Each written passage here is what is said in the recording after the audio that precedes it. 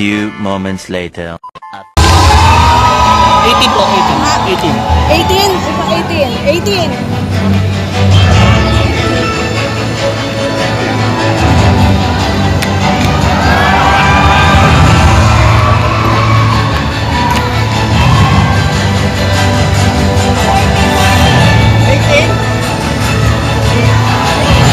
Our group number 4, Maunang Group, is headed by Elmer Esparas with 64 manpower that located at Maunang Plant.